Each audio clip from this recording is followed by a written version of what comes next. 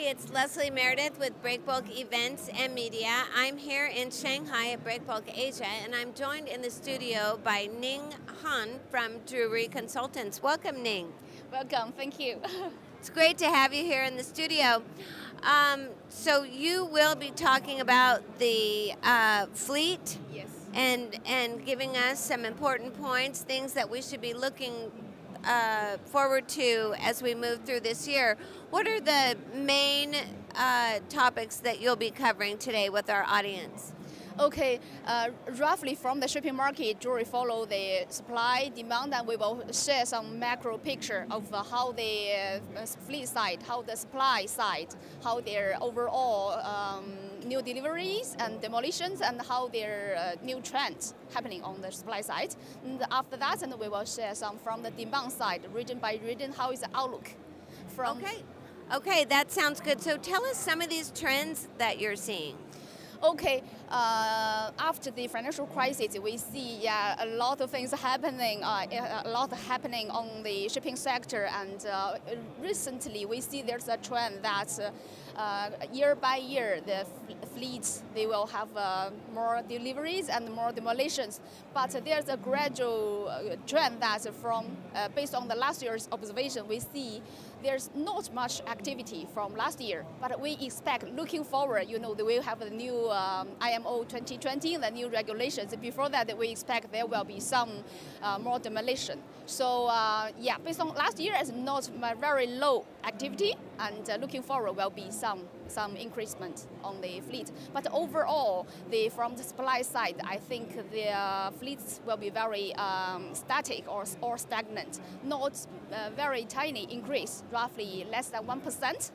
Yeah, so the overall fleet, this is the overall 1%, roughly less than 1% growth. But depending on the segment by segment, this is some different. I.e., looking at the traditional multi-purpose vessels, usually with a very older old vessels, and compare this to the new project carriers that usually with a very high lifting capability. I think there's some trend that all the new orders, new deliveries, and the fleet will be coming from the heavy lift sector, and the multi-purpose traditional sector will be, in terms of market share, will be lower. Yeah. Oh, okay. All right. Well, certainly IMO 2020, when those regulations take effect next year, certainly will have an impact on the fleet. What are you seeing? What are you hearing that various carriers are doing? How are they responding? Okay, depending on the shipping sector, some the dry bulk, liquid bulk container, and the multi-purpose, their fleets, the carrier, the strategy is different.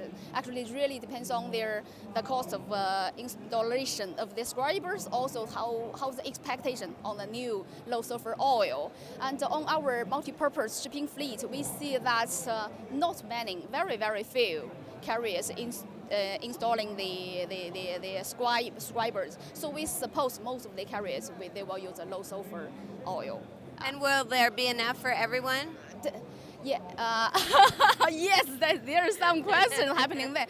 But yeah, I think that there's a market. They will test the water bit by bit from the oil provider, refinery, also from the carrier side. Definitely, there's still quite a lot of questions happening here. But I think from the MPV, the trend that the majority of the carriers, they will follow the low sulfur oil. They will. Yeah, still existingly some carriers, they have already using the low sulfur oils already. And some fleets, especially some old fleets, and they are now engaged in the short sea transportation, and they have already using the low sulfur oil already. So I think from our sector, the low sulfur oil will be more popular.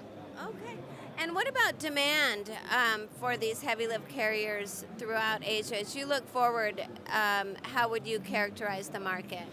Okay, if we look at the big picture first, the total demand really rely on the fundamentals of the economy, of the global economy. And so I see some IMF and some United Nations, some institutions on the UN, they have some forecast about the total global seaborne dry cargo demand. That is roughly 2.7%.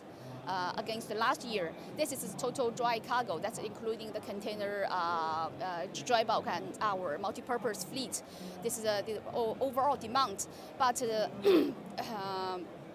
this is the fundamental picture. But if we looking into the details to the container, dry bulk, and the multi-purpose, and also we looking at the details region by region, the world is more diversified, more divided.